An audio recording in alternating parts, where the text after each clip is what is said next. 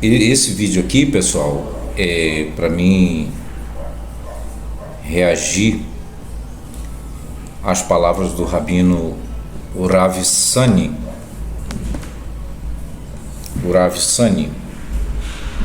Eu vou colocar o vídeo dele aqui, você vai ouvir o que foi que ele falou.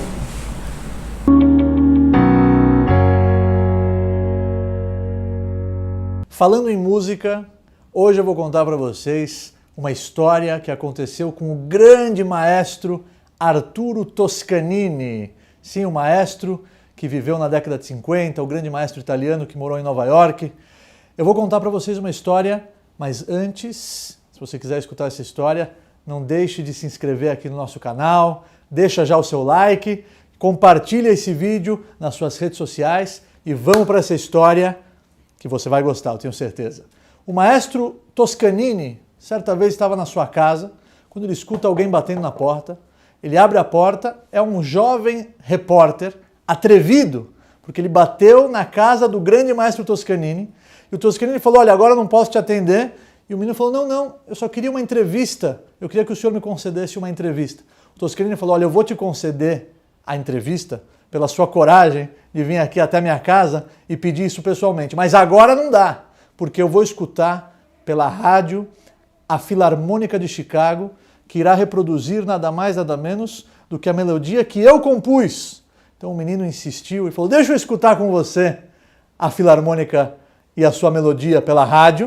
O Toscanini não tinha tempo de falar sim ou não, porque já ia começar. Ele pegou o jovem repórter pelo braço, colocou ele na sala da sua casa, ligou o rádio e os dois escutaram a Filarmônica tocar com muita atenção e com os olhos fechados. Quando a orquestra terminou o seu show, o menino foi direto à sua primeira pergunta.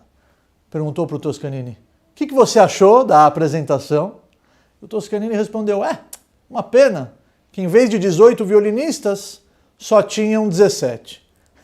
O menino fingiu que acreditou. Como é possível? Só de escutar ele sabia se tinham 18 violinistas ou 17? Continuou as suas perguntas, continuou a sua entrevista e fingiu que acreditou. Quando terminou, ele agradeceu muito o Toscanini, se despediu, se abraçaram e ele foi embora. Só que aquele menino ficou com aquilo na cabeça. Será que ele só de escutar sabia quantos violinistas tinham lá? Para matar a sua curiosidade, ele ligou para Chicago, ligou para o teatro onde aconteceu a apresentação e perguntou quantos violinistas tinham e responderam para ele do outro lado da linha. Eram para ter 18, mas só compareceram 17. Quando ele escutou aquilo, ele correu para a casa do Toscanini e perguntou para ele, como você sabia? Eu liguei para Chicago e eu confirmei a informação, me responda! Como é que é possível você só de escutar? Você sabe quantos músicos lá estavam? Toscanini não entendeu a pergunta, ele respondeu para o menino, peraí, quem que compôs a melodia? Eu! Para cada músico, eu projetei uma nota específica que só ele pode reproduzir. Quando eu sentei para escutar, aquela nota que eu reproduzi para aquele violinista ficou sobrando, ficou no ar. O avião que está no ar. Tá ruim de avião hoje, né? Quando eu escutei essa história, eu lembrei do conceito cabalístico que existe, que se chama Tikkun. O que é o Tikkun? Cada um de nós tem uma missão aqui na Terra. É uma nota que foi projetada pelo grande maestro e só você pode transformar essa nota em realidade e mais ninguém. Guarde essa informação e toque a sua música, porque ela só pode ser tocada por você. Ele contou uma pequena historinha, né, de um repórter que fez uma entrevista com um grande músico, Toscanini. Enfim, e ele pegou essa historinha para fazer uma metáfora, né, para dizer depois que todos nós, todo ser humano, quando vem a esse mundo, tem uma missão. E essa missão é dada por Hashem, dada pelo Eterno, né? Por Yahvé.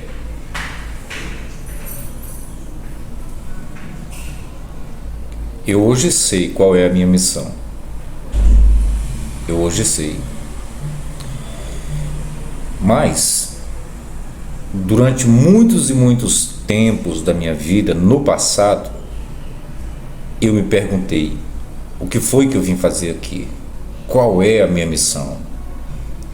E olha que quando eu estava na igreja, quando eu era um religioso, muitas vezes eu ouvi de outros líderes, de outros pastores, sobre esse tema, sobre a missão que nós, seres humanos, temos quando viemos a essa vida.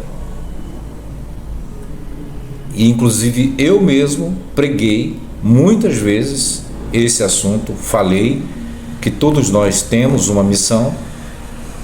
Eu falava assim que nós tínhamos uma missão, temos uma missão, e isso à época, né? E o que é mais interessante, o que mais me balança nesse momento, é que mesmo eu pregando, pessoal, eu pregando para outras pessoas sobre esse assunto, ainda assim eu não sabia qual era a minha missão. Eu não sabia.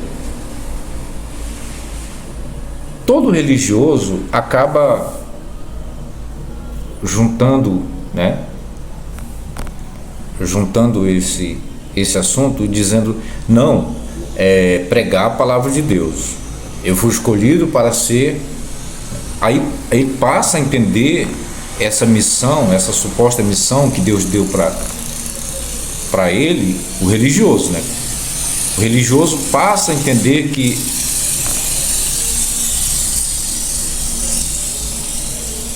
motinha desgraçada, nem para explodir o motor logo. O religioso passa a entender que a missão dele, que Deus deu para ele cumprir aqui na terra, é fazer alguma coisa, né, no contexto da igreja. Uns é pregar a palavra, outros é louvar, outros é o dom de interceder, né, orar muito pelos outros.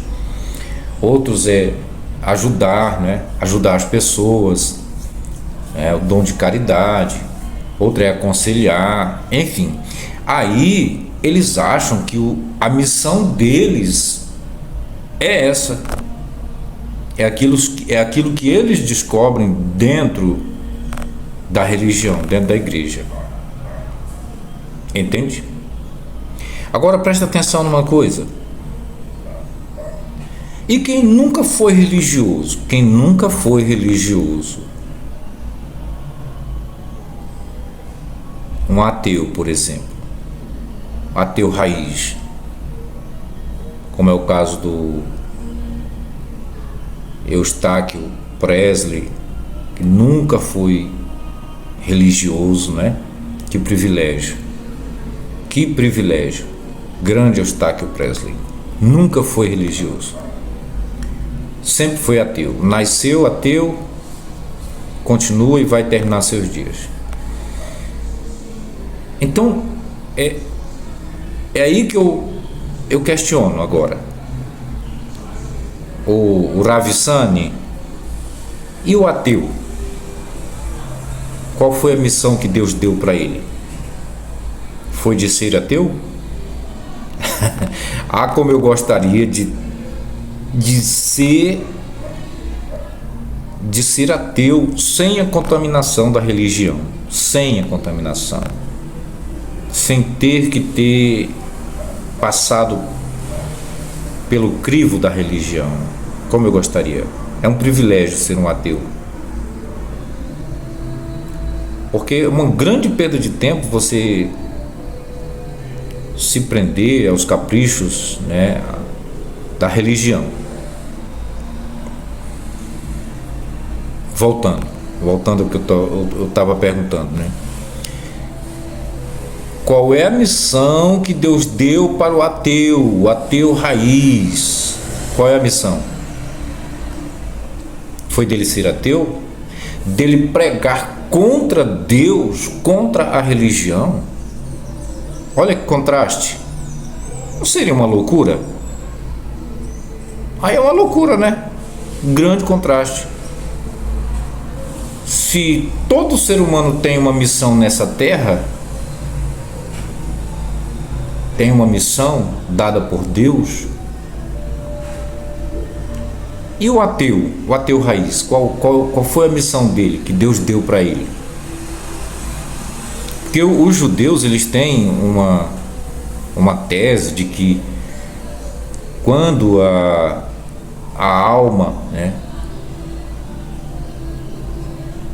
ela vem de lá dos céus, né, aí Deus manda um anjo para tocar nos lábios daquela alma, para que ele se esqueça de tudo o que ele viu e ouviu. Aí quando essa alma chega aqui, ele começa, né, reaprendendo tudo de novo. Entende? Os rabinos têm essa filosofia cabalística aí, né? Que é um puro misticismo. Muito bem, e esticando ainda mais esse assunto sobre a missão que Deus deu para o ateu, a missão que Deus dá para todos nós, vamos lá, né? E uma criança que morre, como muitas crianças dessas que foram vítimas dessa tragédia no Rio Grande do Sul, muitas criancinhas que não chegaram a nada na vida, não chegaram a entender nem a sua existência. Qual foi a missão que Deus deu para elas? Hein? Qual foi a missão? Uma criança que foi abusada, né, e depois morta pelo próprio pai ou padrasto. Qual foi a missão dela que Deus deu para ela? Foi ser abusada? Foi vir para sofrer um tamanho absurdo desse? E as adolescentes que sumiram, seus pais procurando desesperadamente até encontrar um canavial, no fundo de um terreno baldio, no lugar ermo, seu corpo já em estado de decomposição, com marcas de abuso. Qual foi a missão dessas pessoas, dessas jovens, dessas vidas que não viveram nada e que tiveram seu fim dessa forma trágica? Qual foi a missão? Tem algum sentido? Essa daí é para fazer você pensar, é para fazer você raciocinar. Não me venha com desculpa, não aceito desculpas aqui. Então, se Deus dá uma missão para alguém, e o criminoso? Ele teve a infância, né? Ele teve a juventude, a adolescência e juventude, e ele se tornou um criminoso logo nos primeiros dias da adolescência dele. Já começou a meter crimes, né? Um atrás do outro, puxar disciplina nas FEBEMs da vida, centros de ressocialização, e depois saiu de lá e entrou no mundo do crime de novo e não parou mais. Muitos deles estão apodrecendo dentro dos presídios. E aí, qual foi a missão que Deus deu para essas criaturas? Hein? Qual foi a missão que Deus deu para eles? Foi ser criminoso? Foi ser um estuprador, um abusador? Foi isso? Um assassino sanguinário, um assassino, né, em série, aqueles que matam várias pessoas numa sequência, né? Então esse questionamento eu estou fazendo aqui baseado nas palavras do vídeo do Rav Sani, né? Que vocês escutaram. Escuta de novo para você entender bem, né? O meu raciocínio, os meus questionamentos aqui. Se você é um religioso, está me assistindo aqui agora, você é um judeu messiânico, você é um judeu ortodoxo, não sei. Eu queria que você falasse, você colocasse aí nos comentários do vídeo, desse vídeo, coloque aí nos comentários e diga qual foi a missão que Deus deu para essa gente que teve esse desdobrar de vida trágico. As crianças que morreram por vários tipos de mortes, inexplicável, mortes que seus pais nunca esperavam uma coisa dessa, né? Outras crianças que tiveram a sua infância e depois a adolescência e entraram no mundo do crime, e hoje muitos deles morreram como criminosos, o confronto com a polícia, ou mesmo vítima dos próprios criminosos também. Outros estão pagando ainda suas penas nas penitenciárias e não vão sair de lá tão cedo, vão acabar seus dias de vida por lá. E aí, qual foi a missão que Deus deu para eles? Foi essa mesmo? Tá? Então coloca aí nos comentários do vídeo para a gente ficar sabendo aí mais ou menos, que eu quero aprender essa aí, tá? Eu sei que a minha missão, hoje eu sei qual é a minha missão. Eu vou falar no outro vídeo para vocês, tá?